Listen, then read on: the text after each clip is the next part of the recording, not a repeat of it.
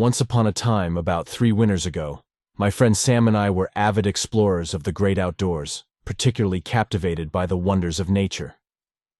Our friends had recently introduced us to a mesmerizing place in Wisconsin known as Grant Park. We had visited this stunning location with our friends a few times before. Grant Park, nestled in southeastern Wisconsin, was renowned for its picturesque beauty. During our previous visits, we always had pleasant trips, strolling amidst the captivating scenery, gazing at the magnificent views of Lake Michigan, perching in the crooks of trees, and engrossing ourselves in discussions about various topics, including the new tabletop RPG game, Hunter the Darkness. The park had become a significant source of inspiration for our storytelling endeavors. Both of us, standing at a modest 5'2" or 5'3" in height, embarked on an adventure one fateful evening. The sun was slowly descending, painting the sky with hues of red and orange. Our purpose was to capture some dusk-lit pictures that we could later enhance and incorporate into our RPG game using Photoshop. Grant Park was vast, featuring numerous bridges, footpaths, and winding roads weaving through its expanse. On this particular occasion, we found ourselves traversing a bridge that was flanked by dense woods on either side. Suddenly, a passing car broke the serene atmosphere, and one of its occupants, a man, leaned out and called to us, startling both Sam and me. We continued our walk, trying to shake off the eerie encounter.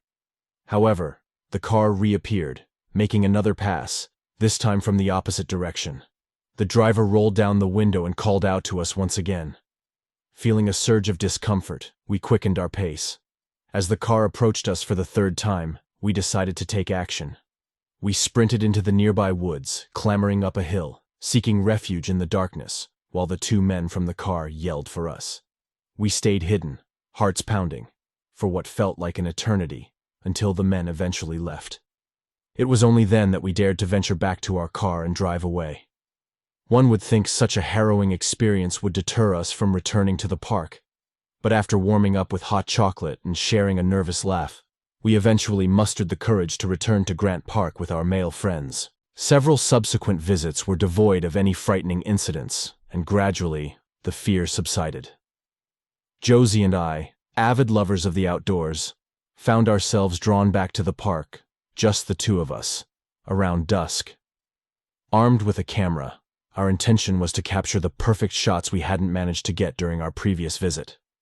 Reflecting upon our actions later, we realized how imprudent it was to return alone and at the same time of day, to the exact same place.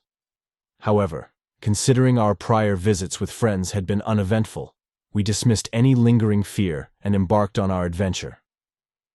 As the sun began to set, casting an eerie glow, we approached the infamous bridge once more. Lo and behold, a car approached.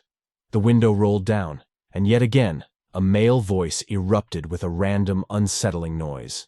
This time, we didn't wait for a repetition. We immediately sought refuge in the woods, opting to explore the nearby pier instead, forsaking our initial photo spot. The pier was located at the far end of the parking lot about 200 yards away from where we stood. As we descended the road towards the lake, we noticed the same ominous car arriving at the parking lot near the pier. Although they remained silent this time, we hesitated, unsure whether to proceed. Suddenly the car made a U-turn in the parking lot and returned up the road. Spotting our moment of indecision, they halted beside us. 4 men and a woman were in the car. They greeted us, and Sam and I responded with a cautious wave. However, their comments took a disturbing turn, sending shivers down our spines. "Hello," one of them said. "Oh, hey, you're cute," another added. "Hey there, listen up. We were just two of yous, both petite girls, bundled up in these huge winter coats and hats, making us look like shapeless figures in the dark. They couldn't really get a good look at us. We chose to ignore them and kept moving. Suddenly, a voice pierced the air, chilling our bones. "We're coming back for you," they yelled, revving up the engine as they charged up the hill. Without a second thought, Sam and I decided to bolt down the slope. Their raucous laughter faded as they vanished over the hill. We ran towards the bridge, the closest refuge. Once we crossed it, there was a concrete deck to the left, with a drop-off to a 5-foot ramp. We knew if we ducked down there, we'd be out of sight. That's exactly what we did. We could hear the car speeding back down the hill. 4 doors slammed shut as they all started screaming, "Come here, girls, we'll be nice. We just want to play." Most of them raced down the pier, but 2 stayed behind, their ominous words drifting to us. Where do you think they went? I don't know, but we'll find them. Sam and I huddled, fear creeping in. After what felt like an eternity of silence near the bridge, we cautiously peered out to see if the coast was clear. The other 2 seemed to have left. We contemplated whether to sneak back up the hill or make a run for it. As we peeked over, we spotted a guy on the far end of the bridge. Our eyes locked, and he screamed to his buddies, starting to sprint across the bridge towards us. We sprinted towards the nearby housing development, their footsteps echoing behind us. 3 of them were gaining on us. 1 was just about 30 feet away. Panic surged through us. We turned sharply between 2 houses in the subdivision, hoping to lose them. Thankfully, we never saw them again from that point on.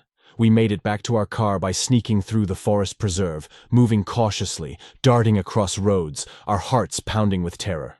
That night we called our friends, the ones we usually went to the preserve with. They insisted on always accompanying us whenever we ventured there.